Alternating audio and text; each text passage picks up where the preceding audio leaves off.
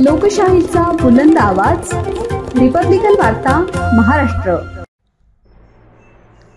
चासनळी येथे 24 वर्षीय तरुणीची गोदावरी नदीत उडी, मानसिक आजारामुळे आत्महत्येची भीषण घटना।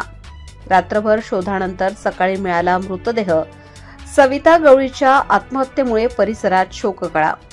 बातमी कोपरगाव येथून।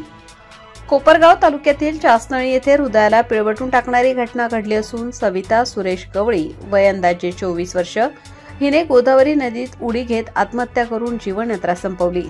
तिच्या कुटुंबियांनी दिलेल्या माहितीनुसार सविता मानसिकदृष्ट्या अस्वस्थ होती व अधूनमधून तिला फिट येत होते। या स्थितीतून तिने जीवन संपवण्याचा निर्णय घेतल्याचे प्राथमिक तपासात समोर आले आहे। सोमवार दिनांक 17 नोव्हेंबर रोजी रात्री सविताने प्रथम औषधांच्या गोळ्या घेतल्या। त्यानंतर सुमारे 9:30च्या दरम्यान ती घरातून नदीकाठी निघून गेली। आई जिजाबाई गवळी तिच्या मागे गेल्या असल्या तरी सविता कुठेही दिसली नाही। आई व भावाने रात्रभर परिसरात शोध घेतला, मात्र काहीच हाताला लागले नाही। मंगळवारी सकाळी नदीकाठी मासेमारीसाठी गेलेल्या काही व्यक्तींना एक मृतदेह दिसल्याने त्यांनी त्वरित पोलीस पाटील प्रकाश शिंदे यांना याबद्दल माहिती दिली। शिंदे यांनी घटनास्थळी धाव घेत कोपरगाव ग्रामीण पोलीस स्टेशनला माहिती कळवली। त्यानंतर पोलिसांनी अँब्युलन्सच्या मदतीने मृतदेह ग्रामीण रुग्णालय कोपरगाव येथे पुढील तपासासाठी पाठवला।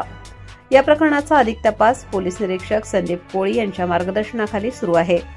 रिपब्लिकन वार्ता महाराष्ट्र न्यूजसाठी कोपरगाव प्रतिनिधी Rajendra Dunbale, Ahilyanagar. Subscribe now and press the bell icon. Never miss an update.